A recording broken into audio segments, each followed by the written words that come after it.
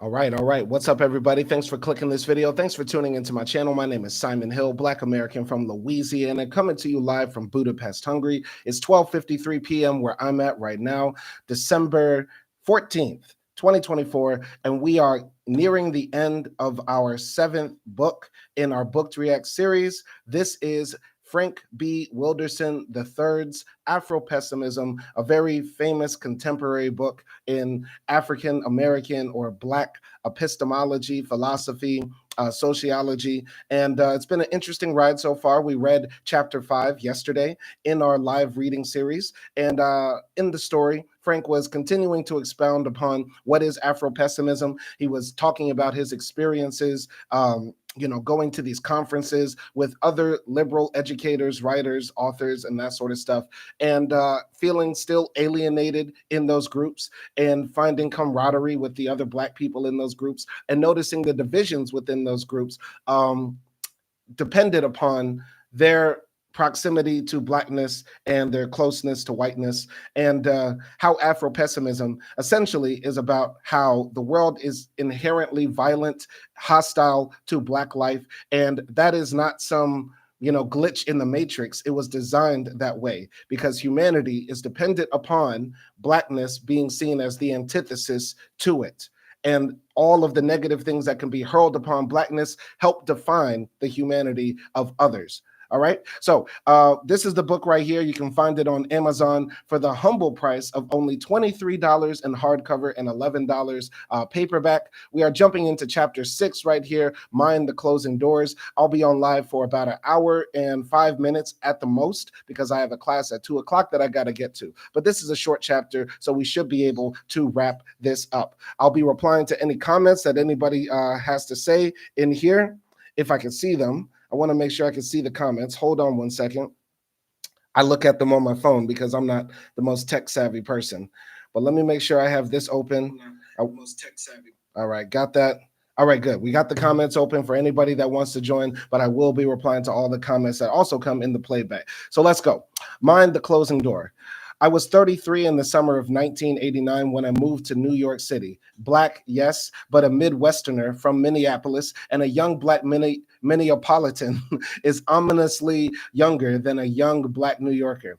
Quite literally, New York blew my mind in a way my hometown never could. The seismic shift was mostly internal. I found my voice as a writer. I developed as a theorist too, which means I learned how to compare systems of thought, not just what was inside them. But the so-called Big Apple was expensive in both the cost of living and what it cost my soul. I came to see in New York things I had only read about or heard mentioned on the news: impulsive cruelties, straight no chaser. Yet I knew when my studies ended, there'd be no way I could go back to Minneapolis. Even though the longer I lived in New York City, the poorer I became, moving from a swanky high-rise on 96th and Riverside Drive to a flat I shared with 2 other grad students in Harlem to a ramshackle dwelling that the rats were kind enough to share with me in Washington Heights. I took the A train from Greenwich Village to 168th and Broadway, my stop in Washington Heights. I was formerly enrolled in the MFA fiction writing program at Columbia, but I was also taking night classes in fiction writing from Marguerite Young at the New School for Social Research. She taught stream of consciousness writing. It washed the minimalist taste of Columbia's daytime fiction writing workshops from my mouth. As I read her hypnotic novel, Miss Mackintosh, My Darling, it pulled me into the sway of the train and swathed its rock and tumble and the clatter of the rails in velvet. The glare of the subway's cars' carriage lights dimmed in my mind's eye. No longer was I in New York, nor was I underground in a train tunnel, but on a night road in rural Indiana that laced through cornfields and oceans of wheat, and there was a sleeping couple, a pair of lovers, boy and girl, the only other passengers. They had gotten on at a dust-colored pottery town.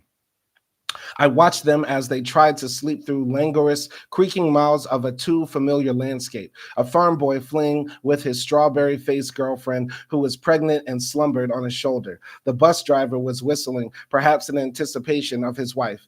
It wasn't the bus driver, nor was it a whistle. It was a voice on the speakers above the handrails announcing the 42nd Street Port Authority stop. I hadn't noticed any subway stops between Washington Square and 42nd Street. Mind the Closing Doors came next. I kept reading, but it was distanced. But Sorry, I kept reading, but was distracted by the rush of legs that jostled toward the exit. This annoyed me. 42nd Street wasn't my stop, and these people had broken my spell. A pair of faded brown pants stopped in front of me. They were corduroy. A smirk itched in the corners of my mouth. Who wears corduroys anymore? I thought. And in this heat, then one leg rose as it rose, a voice yelled, "Jer, come on, man!" from somewhere near the closing doors. The leg in the shoe that it held snapped out like the low half of a whip. My book dropped out of my hands. I felt my head snap backwards. I was so dazed I didn't see the corduroys dash away. Like an echo, I heard what had come with the kick. Fucking towel head. Jerry was gone, but his voice still splintered the air. Fucking towel head. Pelham Bay in the Bronx or Bensonhurst, Brooklyn, was where I felt the voices of both Jerry and the guy at the doors were from. Watchful enclaves where porcelain faces and hair black as stone nod and hate trespassers.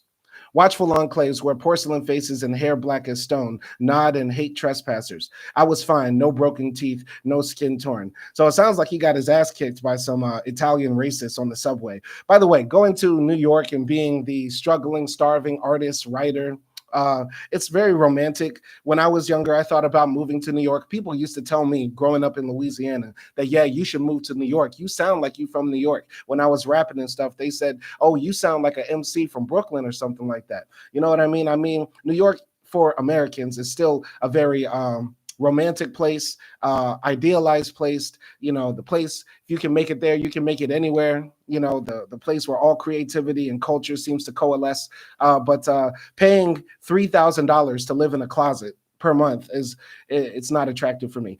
Plus, you know, being abroad as a Black person in Budapest, Hungary, I'm living in the, you know, not the most prominent city in Europe, but a prominent city, I would say.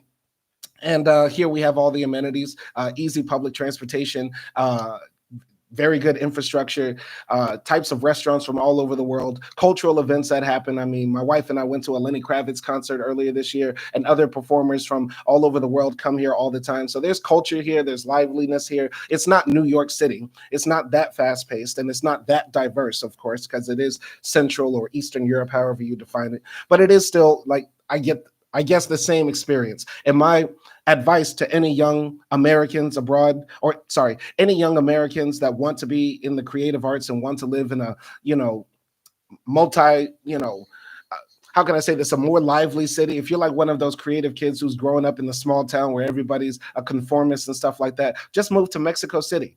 Move to, I don't know, Lisbon. Go to Genoa. You know what I mean? Go abroad, because New York, Chicago, LA, those are not the entire world. You know, they try to market that to us as Americans, like, oh, you can only go to Chicago, Miami, New York. You get what I'm saying? But yeah, there's a big world out there where you can live in a major bustling metropolis and not have to pay $3,000 to live in a closet. Anyway, continuing here. The man beside me was bleeding. A turban, not a towel, was wrapped around his head. He didn't want help from anyone around him. I asked him again if he wanted a doctor or even the transit police. The next stop was 50th, and he got off there, though I'm sure it wasn't his stop. Our pity was more than he could bear. As the platform where he stood, wiping his mouth, glided past our window and the tunnel darkened around us, I thought, he's a Sikh, not an Iraqi. A Sikh, Jerry, as if accuracy and racism were the issues here. When his bleeding face faded, when the screech of iron wheels grinding to a halt at 42nd Street faded as well, I still saw the shoe snap up and out from corduroy cuffs, and the cry, fucking towel head, still peeled in my brain. I carried the Sikh's face with me for days. By now, it was early winter, January 1991. The first war in Iraq was underway. By September of the previous year, George Herbert Walker Bush had deployed 500,000 troops to Kuwait to drive Saddam Hussein from that country, despite the fact that Bush's ambassador told Saddam in the summer of 1990 that the U.S. would look the other way if such an invasion took place.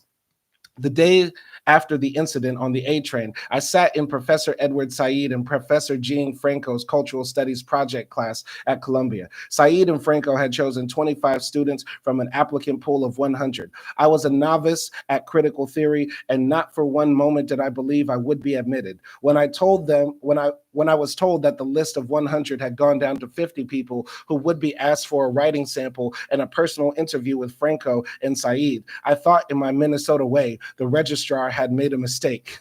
I would learn that Jean Franco had survived the 1954 CIA-driven Guatemala coup d'etat that had deposed the democratically elected Guatemalan president, Jacobo Arbenz, and ended the Guatemalan Revolution of 1944 to 1954.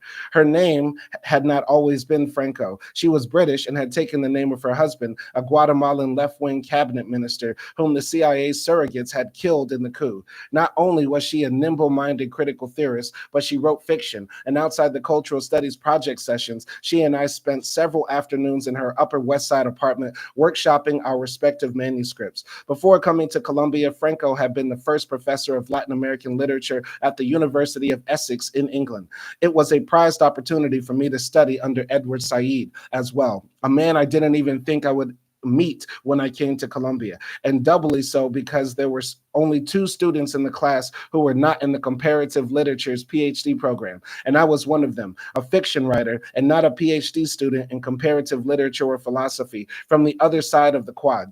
The other interloper was a Sri Lankan grad student of international affairs who still bore the blotchy skin of 2 bullet wounds in his neck. A Sri Lankan soldier had shot him as he covered the Tamil conflict in his country, but he had lived somehow and managed to escape to Zimbabwe, where the bullet wounds healed and he lived under a false name for 2 years before he came to Columbia.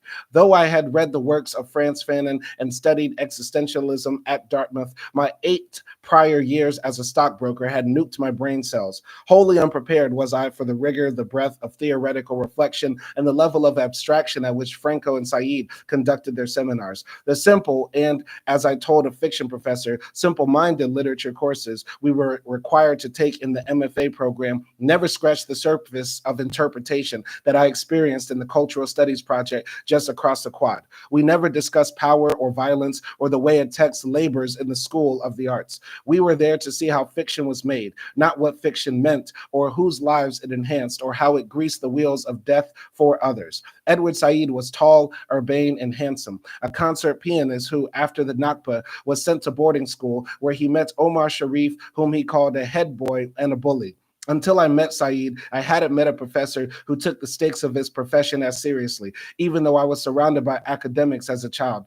Later, I understood that this was not some sort of shortcoming on the part of my parents or the Black scholars who were their friends. If their scholarship had been as open about its implications for Black liberation as Edward Said's was about the implication for revolution in Palestine, they would have been killed long before they could raise me. Edward Said was a public intellectual and a founder of the academic field of post-colonial studies. He came to class in what were surely $300 or $500 suits, and even grand if, in addition to his tailored tweeds and handmade shirts, one considered the blended wool trench coats he wore in winter. He was a controversial member of the Palestinian National Council, the legislative body of the PLO, because he publicly criticized Israel and the Arab countries, especially the political and cultural policies of Muslim regimes that acted against the national interests of their peoples, and because, at least in class and during office hours, if not on every public stage on which he appeared, he was steadfast in his conviction that the state of Israel had no place in an ethical world. Shout out to Edward Said. I've only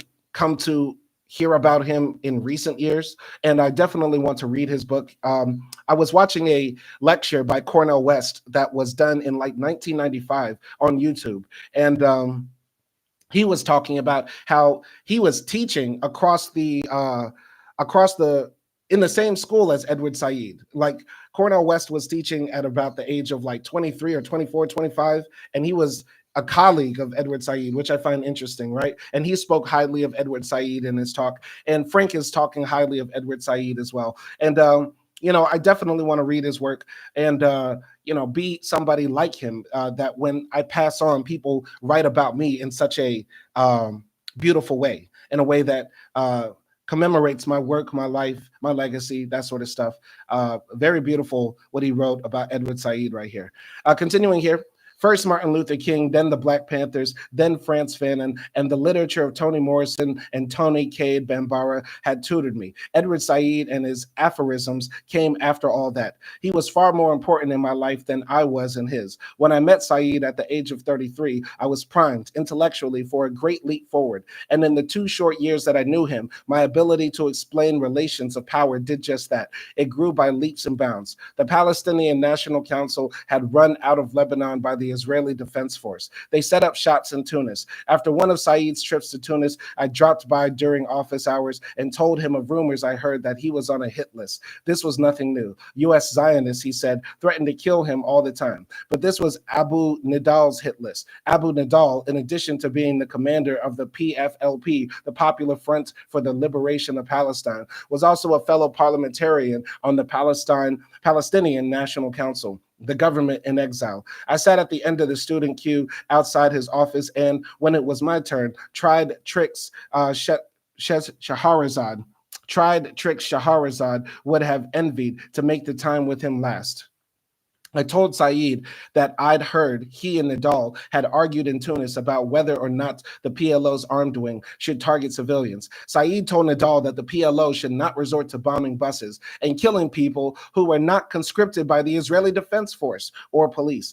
Nidal was purported to have mocked Said's expensive threads and the salary of his life in New York, and to have reminded Said how difficult it was for an under-resourced guerrilla organization like the PFLP to get next to targets of a military nature. And finally, to have also reminded him that the Israelis don't engage in this kind of hand-wringing when the lives of Palestinian civilians hang in the balance. The argument ended with my professor being added to Abu Nidal's list of targets.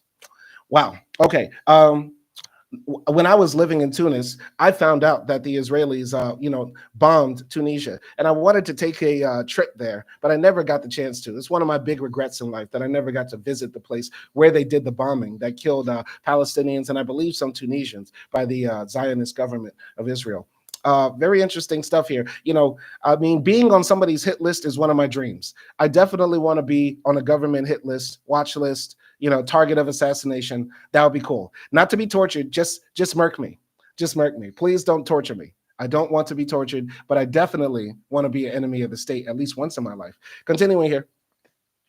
It was late in the day, and the corridors of Philosophy Hall were silent, not even the echo of dust. I was fortunate to have been the last student outside of his office, behind a long-haired, taciturn music theory doctoral candidate who went in before me to discuss his dissertation on tonal harmony in light of Adorno's critique of tonality as an automatic system from which one must escape, but from which nobody can escape. He was gone now, and there were no more students in the corridor queue.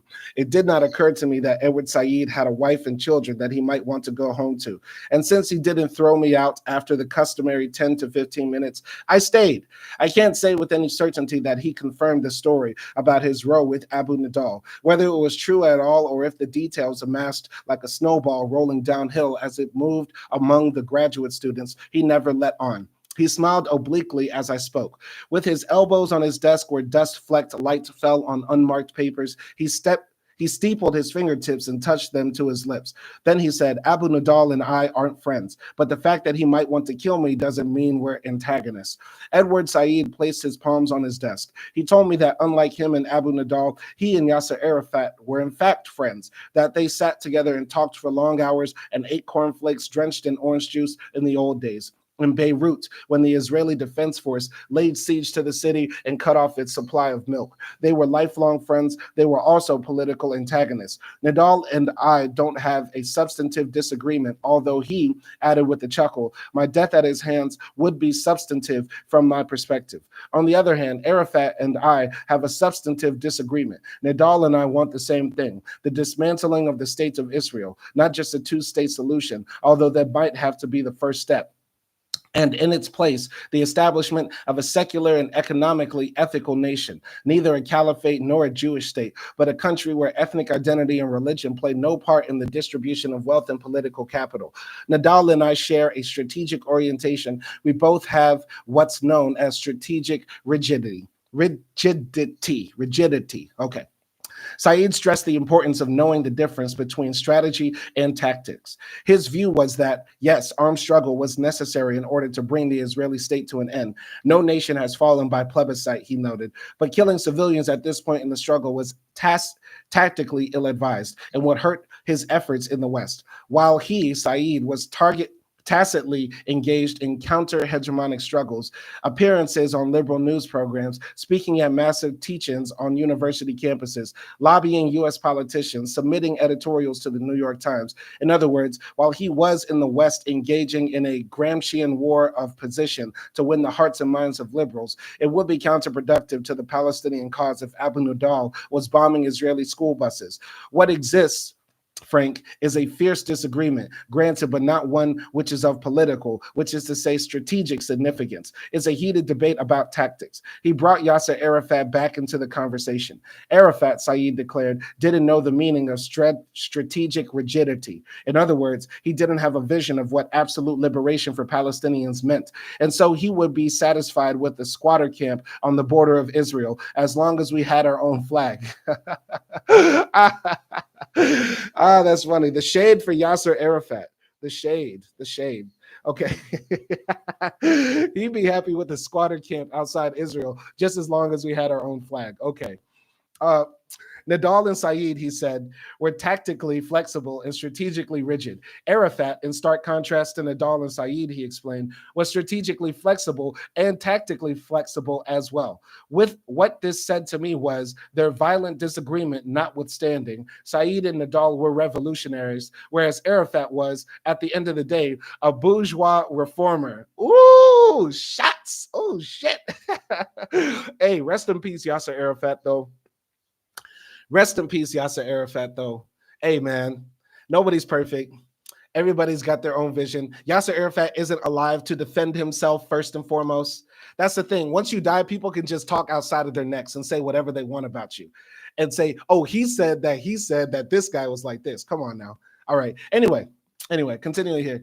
All right. I was learning something about the precise nature of language in the service of critical theory and revolutionary practice. I had always used antagonism colloquially, but I hadn't known that I was doing so. Therefore, it never occurred to me that just because an interlocutor wanted to kill you, it did not mean that your relationship with that person was antagonistic. The lesson I learned at dusk in Edward Said's office would see me through harrowing moments of internecine violence months later, when I finished my MFA at Columbia and left New York and moved to South Africa and joined the African National Congress. A desire for the complete dismantling of a paradigm, that was the essence of strategic rigidity. Desire into discourse into praxis. Tactical flexibility was the awareness that there was more than one way to skin a cat, but there was only one cat, not two or three. The cat was the understanding that revolution cannot be reconciled with reform. Again, the idea of strategic rigidity was not Said's original thought. Said was a student of Fanon's work, and we read Fanon's The Wretched of the Earth in the Cultural Studies Project year-long seminar that Said and Jean Franco taught.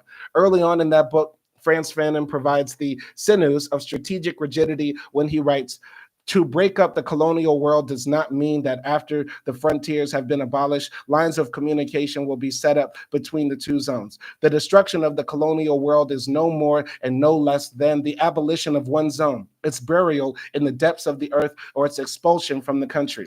As far as the native is concerned, morality is very concrete. It is to silence the settler's defiance, to break his flaunting violence, in a world to put him out of the picture. On this passage, Said and Nidal could agree. This passage from Fanon is the cat, but how to skin the cat, that's where they fell out. Arafat, I was learning from Said via Fanon, was a reformer. The fact that he engaged in armed struggle did not change his political orientation. He was no revolutionary because, unlike Said and Nidal, he, Yasser Arafat, had accepted the existence and legitimacy of the state of Israel. Edward Said and Abu Nidal were neither violent nor nonviolent, meaning neither man elevated tactics to the level of principles in the way that Gandhi did. The Frantz Fanon of black skin, white masks differs from the Frantz Fanon of the Wretched of the Earth on the question of violence. It is my steadfast conviction that his difference should be thrown into relief in order to understand how the black, the slave, suffers in ways that cannot be reconciled with the suffering of oppressed humans, such as the post-colonial subject, The Frantz Fanon of The Wretched of the Earth makes 2 points concerning violence. The first point is that violence is a precondition for thought, meaning that without violence, the reigning episteme and its elaborated social structures cannot be called into question paradigmatically. Without revolutionary violence, politics is always predicated on the ensemble of existing questions, and these questions are in service to reformist, not revolutionary projects. The second point is that this absolute, or in Afro-pessimist parlance, gratuitous violence is not so absolute and gratuitous after all. Not, that is, in Frantz Fanon's Algeria or in Edward Said's Palestine. It comes with a therapeutic grounding wire, a purpose that can be articulated, the restoration of the native's land. One can read Fanon's second gesture as either an alibi for or a concession toward his host, the Algerians. It doesn't matter. What matters is that there is an irreconcilable difference between the violence that positions and is performed on the slave in social death and the violence that positions and is performed on the non-Black native in civil society. The vulnerability of the native is open, but not absolute, materially speaking. She carves out zones of respite by putting the settler out of the picture, whether back to the European zone or into the sea.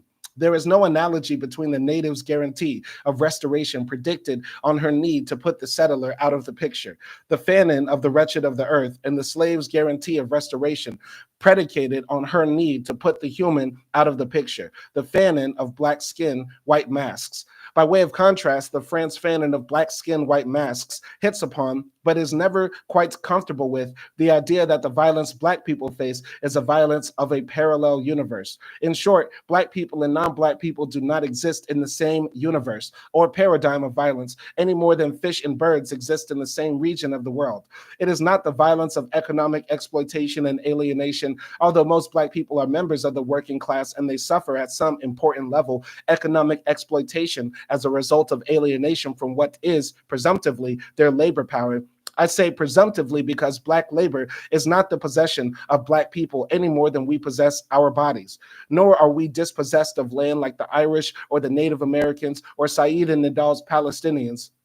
Notwithstanding the fact that, save Ethiopia, all of Black Africa has been colonized at one time or another. The antagonist of the worker is the capitalist. The antagonist of the native is the settler. But the antagonist of the Black is the human being. I could not explain all of this when I knew Edward Said, but I felt it, this rejoinder, like an unscratched itch. My friendship and solidarity with Samir, another Palestinian activist whom I worked with in Minneapolis during the first Intifada in 1988, a year before I went to Colombia and met Edward Said, had surrendered to me the force of this unconscious when grieving the death of his cousin in Ramallah. The shameful and humiliating way the soldiers run their hands up and down your body, he said.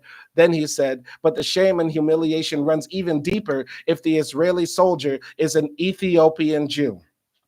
The itch was becoming a spike wound, so much so that as the years passed by, I saw more dissonances than resonances between Samir's Bisharas and Edward Said's Fronts for the Liberation of Palestine and the Black Liberation Army, whose cadre Stella and I had once held dear.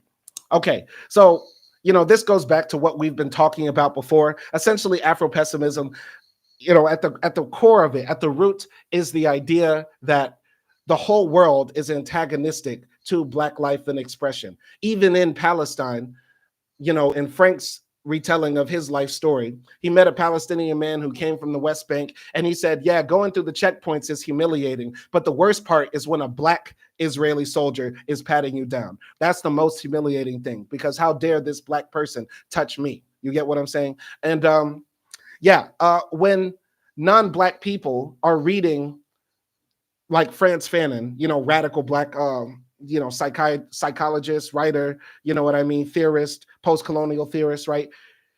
They're trying to extrapolate how to fight for liberation in their struggle, but Fanon's struggle and the struggle of all Black people is totally different. It's like the struggle of a bird flying in the air and a fish living in the sea. I mean, two different environments, totally different things. So that's how I'm interpreting what Frank is saying here, his interpretation of Frantz Fanon's work and Edward Said's work. So I find this a very cogent argument. I think it is, absolutely true, because there is no place in the world where anti-Blackness does not exist, and there is no place that's not purported or build on it to more degrees. You get what I'm saying? So very, very cogent arguments he's making here. And I like how, this dialogue between Palestine and Blackness is happening in this book, also by incorporating his relationship with Edward Said in this book as well. Makes it a very compelling read. I'm going to continue here. All right. And I think we're almost done with chapter 6, and I got to wrap it up soon, but let's continue. So on October 22nd, 1970, the Black Liberation Army, BLA, detonated a time-released anti-personnel bomb at the funeral of a San Francisco police officer. That's gangster. That's gangster. This, according to the Justice Department and BLA-sanctioned literature, was the first of their 40 to 60 paramilitary actions launched between 1969 and 1981. Even though nationwide they probably never numbered more than 400 insurgents working in small, often semi-connected cells, their armed response to the violence that enmeshes Black life was probably the most consistent and politically legible response since the slave revolts that occurred between 1800 and 1840. That's gangster. That's gangster. Bombing a police officer's funeral. That's gangster. When Derek Chauvin passes on, we need to bomb that tombstone. Facts, facts, facts. Let's do that. Let's bring that back, man. If we're going to go backwards, if we want to have regression, if we want that old 1960s, 1970s lifestyle, can we also bring back radical underground cells of extremists across the world? Left wing, where's the left-wing shooters at? Where the left-wing shooters at? Where the left-wing bombers at? We need that. We need that. You get what I'm saying? Anyway, I'm ranting right now. All right. 20 years after the Black Liberation Army launched its first attack on the state, Toni Morrison, appearing on Bill Moyer's PBS talk show, A World of Ideas, was queried about the moral ground that Sete, the protagonist of her most famous novel, is that The Color Purple? No, that's Beloved. Sete was in Beloved, I believe, right? All right, yeah. Anyway, and I'm continuing. Sorry, I'm ranting. So 20 years after the Black Liberation Army launched its first attack on the state, Toni Morrison, appearing on Bill Moyer's PBS talk show, A World of Ideas, was queried about the moral ground that Sete, the protagonist of her most famous novel, stood on when she killed her child, Beloved, in order to save her from slavery. What right, in other words, did she have to offer her child death as a sanctuary from bondage? Herein lies the paradox of political engagement when the subject of politics is a slave. It was the right thing to do, Toni Morrison said, but she had no right to do it. The analogy between, on the one hand, Sete and Beloved, and on the other hand, insurgents from the Black Liberation Army, is a structural analogy that highlights how both the BLA insurgents and Toni Morrison's characters are void of relationality. In such a void, death is a synonym for sanctuary. When death is a synonym for sanctuary, political engagement is, to say the least, a paradoxical undertaking. When I sat on that grassy knoll at the Walker Art Center with Samir Bishara, and later when I went to Columbia and met Edward Said, this paradox was something that I disavowed. At the time, I believed in the analogy between Said's and Samir's much-loved Popular Front for the Liberation of Palestine and my much-loved Black Liberation Army. But when the force of Samir's unconscious confessed that being frisked and molested by Black Jews was more humiliating and of a greater threat to the psychic life of Palestinians than being frisked and molested by white Jews, my dream of solidarity and redemption went into freefall. It was 1988, and I was only 32, without the toolbox of critical theory needed to explain my sudden disorientation, even to myself. To be honest, my conscious mind tried to ignore the clench in my gut. It clung to a dream of a global, multicolored revolutionary army that would liberate us all. Internationalism was a talisman that I could not let go of. I would not allow my rational mind to say what my unconscious was telling me, that a new Palestinian state will be just as anti-Black as the Israeli state and the U.S. In fact, as anti-Black as the world. This was a thought that hurt too much, so it remained repressed until the turn of the 21st century, when it blathered out in spittle and howls beneath the bright lights of a psychic ward at UC Berkeley. I gotta say this: if you're a Black person who thinks critically about liberation and the struggle, that moment when internationalism breaks in your spirit, it's like finding out Santa Claus doesn't exist. It's like finding out that, Jesus is not the son of God. It's like finding out, that Tupac had all of his lyrics ghost written by Napoleon of the Outlaws. You get what I'm saying? It's like when internationalism breaks in your spirit, when you realize that it could never happen, that the world is inherently anti-Black, and there is no solidarity with Palestinians, with the Rohingya, with the Jews, with any group. When you realize that, this is why I love this book, because what I felt like in my life, I was going through something that was very unique and that nobody else had gone through it before.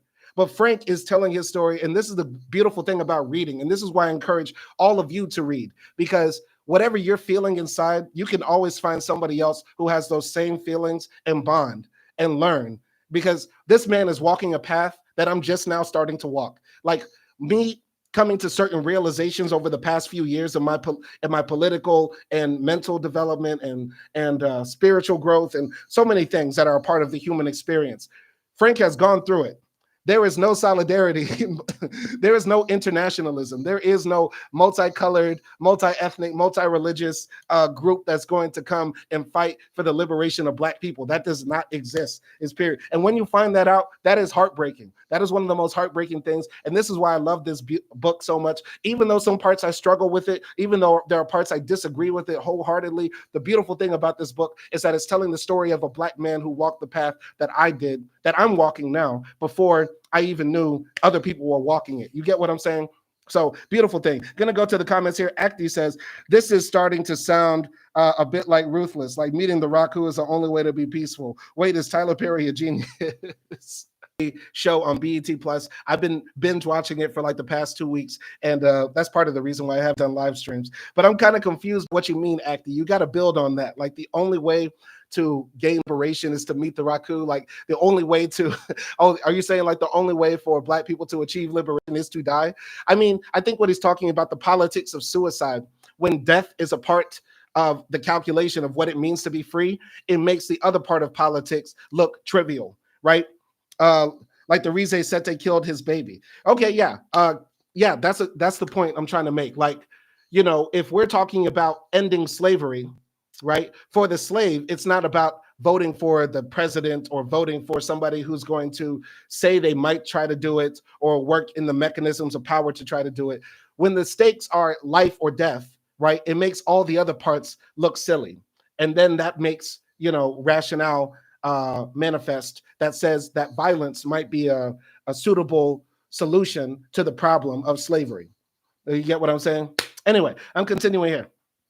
All right. Since the murder of Michael Brown was an unarmed Black teenager, was shot and killed on August 9th, 2014 by Darren Wilson, a white police officer in Ferguson, Missouri, a suburb of St. Louis. So since the murder of Michael Brown occurred on August 9th, 2014 in Ferguson, Missouri, it has become common for radical activists to compare Ferguson with Palestine. Comparisons such as these are based on an empirical comparison of cops killing a Black youth in Ferguson and IDF forces killing Palestinian youths in the West Bank and in Gaza.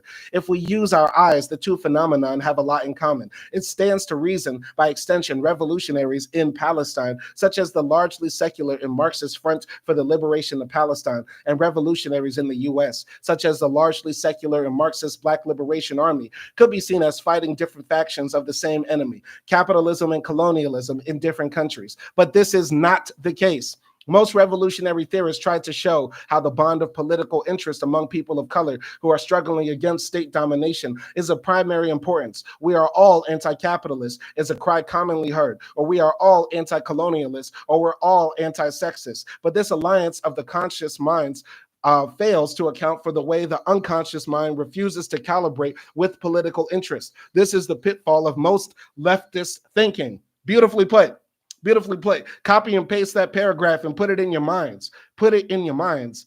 The Black Liberation Army's relationship to state violence is not analogous to other insurgent organizations' relationship to violence. Ferguson is not Palestine. Ferguson is a threat to Palestine, a threat far greater than that of Israel's occupying army. At the heart of this structural antagonism between like-minded revolutionaries is the difference between two irreconcilable modes of vertigo, subjective vertigo and objective vertigo. The guerrilla war that the Black Liberation Army waged against the United States in the late 1960s, the 70s, and the early 80s was part of a multifaceted struggle to redress Black dispossession civilization that had been waged since the first African landed in the New World. With only small arms and crude explosives at their disposal, with little or nothing in the way of logistical support, with no liberated zone to reclaim or retreat to, and with no more than a vague knowledge that there were a few hundred other insurgents, the BLA launched 66 operations against the largest police state in the world. Vertigo must have seized them each time they clashed with agents of a nuclear weapons regime with 3 million troops in uniform, a regime that could put 150,000 new police on the streets in any given year and whose ordinary white citizens frequently deputized themselves in the name of law and order. Subjective vertigo, no doubt, a dizzying sense that one was moving or spinning in an otherwise stationary world, a vertigo brought on by a clash of grossly asymmetrical forces. There are suitable analogies for this kind of vertigo must have seized Native Americans who launched AIM's occupation at Wounded Knee and FALN insurgents who battled the FBI, the Palestinians and the PLFP who battled the Israeli Defense Force.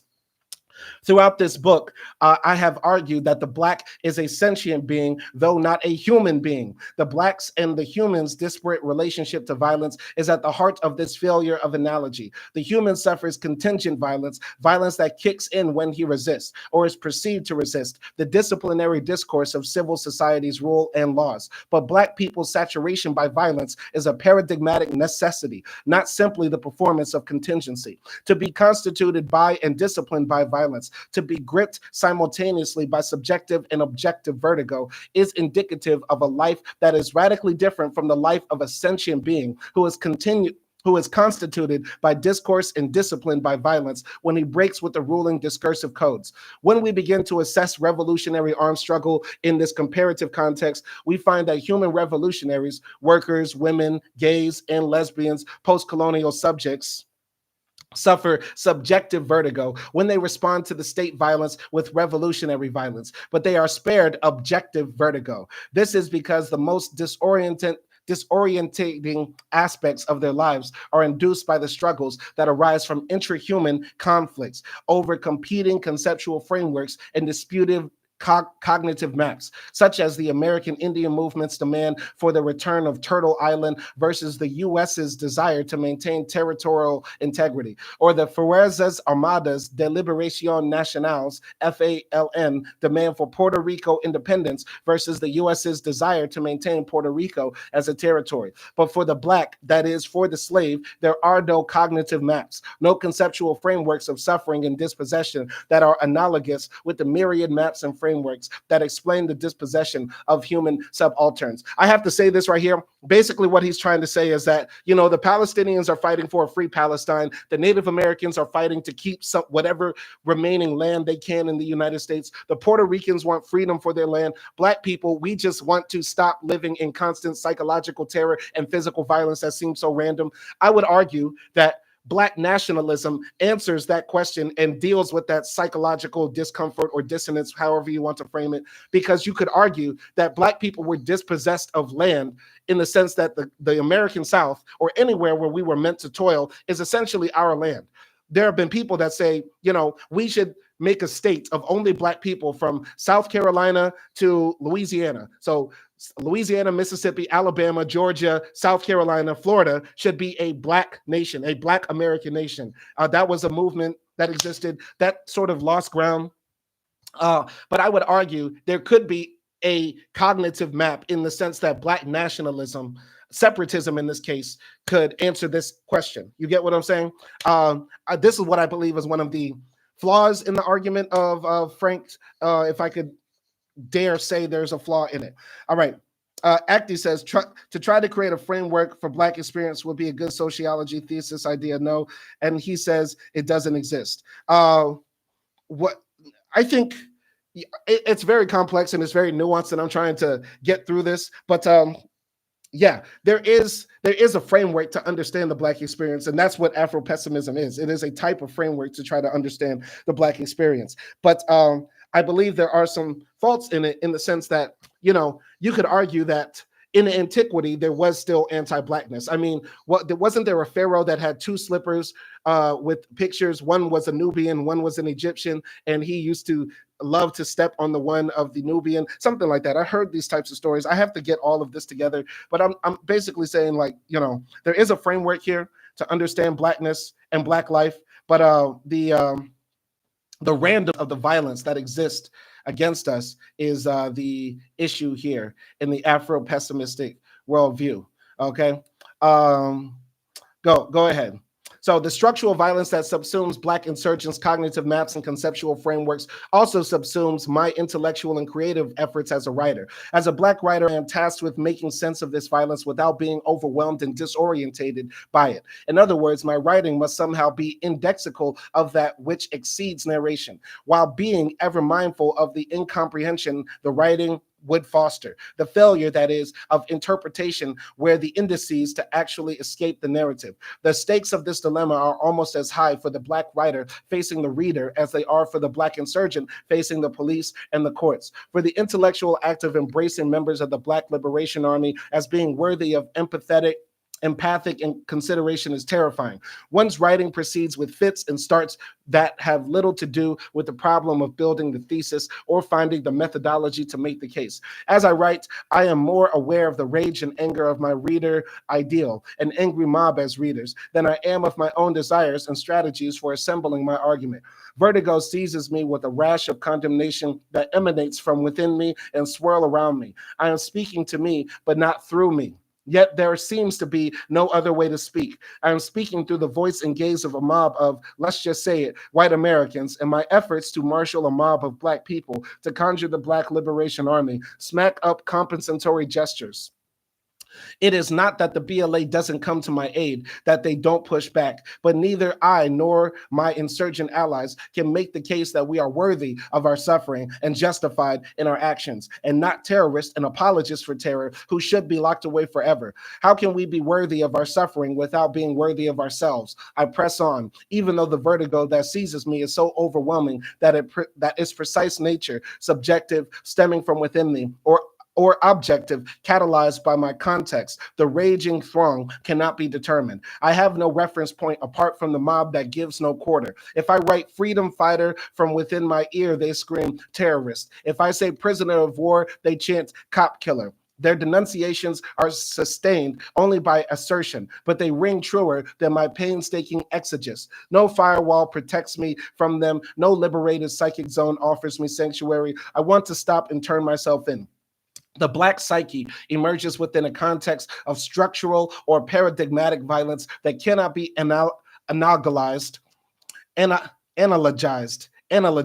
with the emergence of white or non-Black psyches. The Black psyche emerges within a context of structural or paradigmatic violence that cannot be analogized with the emergence of white or non-Black psyches. So actually, that sort of answers the question right there, or that one sentence sums up the framework or the foundation of the framework of understanding Blackness in Frank B. Wilderson's Afro-pessimistic worldview. Continuing here, the upshot of this is that the Black psyche is in a perpetual war with itself because it is usurped by a white gaze that hates the Black image and wants to destroy it. The Black self is a divided self, or better, it is a juxtaposition of a hatred projected toward a Black imago and love for a white ideal. Hence the state of war. This state of being at war forecloses upon the possession of elements constitutive of psychic integration, bearing witness to suffering, atonement, naming and recognition, representation. As such, one cannot represent oneself, even to oneself, as a bona fide political subject, as a subject of redress. Black political ontology is foreclosed in the unconscious, just as it is foreclosed in the court. For the Black ego, far from being too immature or weak to integrate, is an absence haunted by its and others' negativity. In this respect, the memory of loss is its only possible communication. It is important to note that loss is an effect of temporality. It implies a metonymic chain that absence cannot apprehend. but differently, but no less to the point. Loss indicates a prior plenitude. Absence does not. Loss is an impoverished and inaccurate concept when deployed to think about Black suffering. And the paucity of its explanatory power is also part and parcel of the paucity of the analogies politicos draw between Black insurgency and the insurgency of other oppressed beings. This is not about playing oppression Olympics, as some would have it. It's about making critical assessments of what have heretofore been insufficiently comparative analyses of the multiracial wretched of the earth. Especially what has been missing is sufficient comparison between the gratuitous violence of social death and the contingent violence of colonial class engendered subjugation, a comparative analysis of the dead and the living. In short, all sentient beings, humans and Blacks, bond over the imago of the Black phobic object, that we might form a psychic community, even though we cannot form political community. When I was 12, my cheers were among the loudest when the Indians called Dad a nigger man. Recall that moment in black skin, white masks, when Fanon sees himself through the eyes of a white boy who cries in terror, "Look, a Negro." David Marriott writes, symbolically, Fanon knows that any Black man could have triggered these child's fantasy of being devoured that attaches itself to a fear of Blackness. For this fear signifies the racial epidemic schema of Western culture, the unconscious fear of being literally consumed by the Black other. Neither the boy nor Fanon seems to avoid this schema. Moreover, culture determines and maintains the imago associated with Blackness. Cultural fantasies allows Fanon and the boy to form a bond through racial antagonism. All right. Acti says maybe the frustration comes from the general white society not fully comprehending and accepting of the existing racial Black frameworks like they do for other injustices. I mean, that's a point too, right? Like, to fully grasp the issues of Blackness means to take a very hard and deep look at the abyss, at a level of darkness and depravity that a mind cannot truly, comprehend.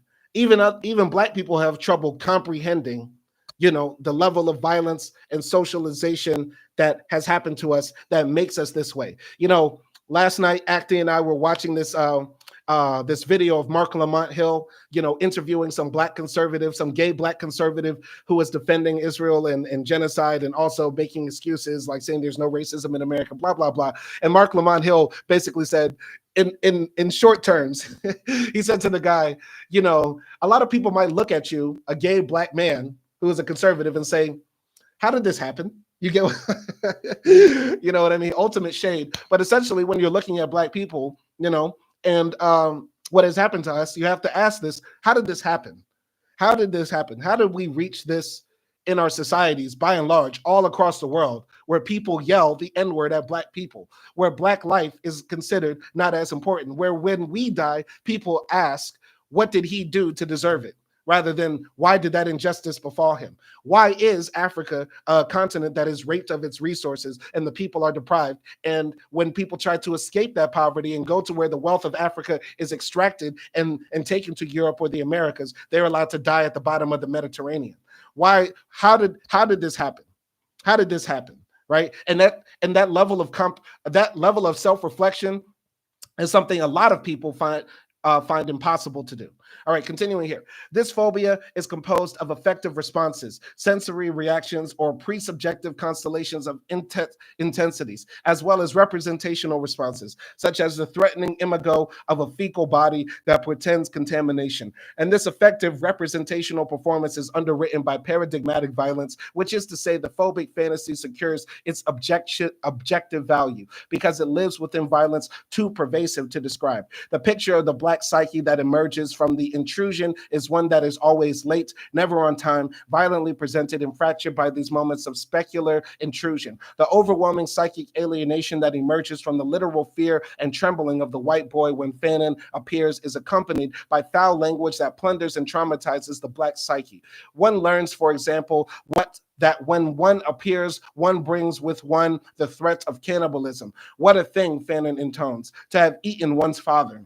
Again, though this is a bond between Black and whites, Again, though this is a bond between blacks and whites, or more precisely, between blacks and non-blacks, it is produced by a violent intrusion that does not cut both ways. Whereas the phobic bond is an injunction against black psychic integration and black filial and affilial relations. It is the lifeblood of white psychic integration and filial, which is to say domestic and affilial or institutional relations. For whoever says rape says black, whoever says prison says black, and whoever says AIDS says black. The Negro is a phobogenic object, a past without a heritage, the map of gratuitous violence, and a program of complete disorder. If a social movement is to be neither social democratic nor Marxist in terms of its structure of political desire, then it should grasp the invitation of social death embodied in black beings. If we are to be honest with ourselves, we must admit that the Negro has been inviting whites as well as civil society's junior partners, for example, Palestinians, Native Americans, Latinx,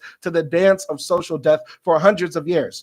But few have wanted to learn the steps. They have been and remain today, even in the most anti-racist movements like anti-colonial insurgency, invested elsewhere. Black liberation as a prospect makes radicalism more dangerous to the US and the world. This is not because it raises the specter of an alternative polity, such as socialism or community control of existing resources, but because its condition of possibility and gesture of resistance function as a politics of refusal and a refusal to affirm, a program of complete disorder. One must embrace this disorder, its incoherence, and allow oneself to be elaborated by it, if indeed one's politics are to be underwritten by a revolutionary desire. What other lines of accountability are there when slaves are in the room? There is nothing foreign, frightening, or even unpracticed about the embrace of disorder and incoherence. The desire to be embraced and elaborated by disorder and incoherence is not anathema in and of itself. No one, for example, has ever been known to say, gee whiz, if only my orgasms would end a little sooner, or maybe not come at all. Few so-called radicals desire to be embraced and elaborated by the disorder and incoherence of blackness. And the state of political movements in the US today is marked by this very Negro-phobogenicness. Gee whiz, if only black rage could be more coherent, or maybe not come at all. Perhaps there's something more terrifying about the joy of black than there is in the joy of sex, unless one is talking about sex with a Negro. Yo, Frank is out of control. He's out of control. Somebody get this man. Perhaps coalition today preferred to remain inorgasmic in the face of civil society, with hegemony as a handy prophylactic just in case. If through this stasis of paralysis they try to do the work of prison abolition, that work will fail, for it is always work from a position of coherence, such as the worker, on behalf of a position of incoherence of the black. Radical politics morphed into extensions of the master's prerogative. In this way, social formations on the left remain blind to the contradictions of coalitions between humans and slaves. They remain coalitions operating within the logic of civil society and function less as revolutionary promises than as crowding out scenarios of black antagonisms, simply feeding black people's frustrations. Whereas the positionality of the worker, whether a factory worker demanding a monetary wage and an immigrant, or a white woman demanding a social wage, gestures towards the reconfiguration of civil society, the positionality of the black subject, whether a prison slave or a prison slave in waiting, gestures toward the disconfiguration of civil society. From the coherence of civil society, the black subject beckons with the incoherence of civil war, a war that reclaims blackness not as a positive value, but as a politically enabling site. To quote Fanon, of absolute dereliction. It is a scandal that rends civil society asunder. Civil war then becomes the unthought but never forgotten understudy of hegemony. It is a black specter waiting in the wings, an endless antagonism that cannot be satisfied via reform or reparation, but must nonetheless be pursued to the death. But lest we forget, this is not a question of violation. It is not as simple as waking up in the morning and deciding in one's conscious mind to do the right thing. For when we scale up the terrain of the psyche to the terrain of armed struggle, we may be faced with a situation in which the eradication of the generative mechanism of black suffering is something that is not in anyone's interest. Eradication of the generative mechanisms of black suffering is not in the interest of Palestinians and Israelis, as my shocking encounter with my friend Samir on a placid hillside suggests, because his anti-black phobia mobilizes the fantasy of belonging that the Israeli state might otherwise strip of him. For him to secure his status as a relational being, if only in his unconscious. His unconscious must labor to maintain the Black as a genealogical isolate. The shame and humiliation runs even deeper if the Israeli soldier was an Ethiopian Jew. The Israelis are killing the Palestinians, literally, but psychic life, human capacity for relations, is vouchsafed by a libidinal relay between them and their common labor to avoid niggerization, Fanon. This relay is the generative mechanism that makes life life. It is also the generative mechanism of Black suffering and isolation. The end of this generative mechanism would mean the end of the world. We would find ourselves peering into the abyss. This trajectory is too iconoclastic for working class, post-colonial, and or radical feminist conceptual frameworks.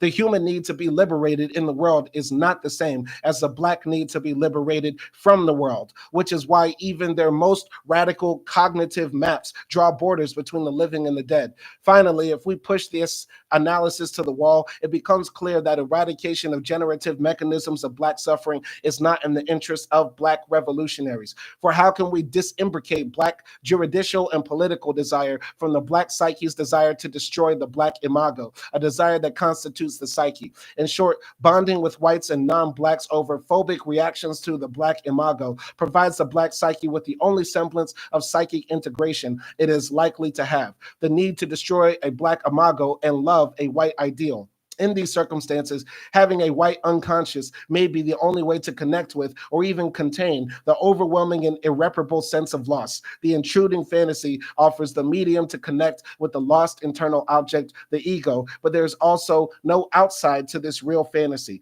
and the effects of intrusion are irreparable. This raises the question, who is the speaking subject of Black insurgents' testimony? Who bears witness when the Black insurgent takes a stand? Who is writing this book? So that's the end of chapter 6. Jumping into the comments real quick. Acti says, from what I understand, there's a level of Stockholm syndrome and Blackness caused by years of oppression and discrimination, not fully, but to a degree. And maybe that could be of the reasons of the pessimism about the issue. I think the Stockholm syndrome type of argument you're making here is related to what he is saying here. Basically, what Frank is saying, in my interpretation, at the end of chapter 6, is that the Blackness is so alienating to the world, it is even alienating to the people that inhabit Black bodies. And the only way to maintain humanity to some degree is to have some whiteness inside of you. The rest of humanity maintains its humanity by having proximity to whiteness, because Black people cannot turn physically white or be classified as white, right? Depending on context, right? Because race is a social construct, so it morphs itself in different ways, right? But the only way we can maintain humanity is to have some whiteness inside of us, is essentially what I'm trying to get, what I'm getting from chapter 6. All right, Acti says, also, I feel like Black people are forced to understand whiteness, but it's not reciprocated. And that's a fact. That's a fact. I mean, he says that here, you know, just thinking about the liberals, people want liberation in the world. Black people want liberation from the world. The defining line is who wants to end this world and who doesn't. And we're going to end with that because I got to get ready for class. We're going to pick up with chapter 7 later. I don't know if we'll do it today or maybe tomorrow. I don't know, but we're close to the finishing of this book, and I'm really enjoying this. Shout out to Acti for jumping into the chat. Shout out to everybody else who's going to watch this in the playback. Y'all be easy out there. Peace.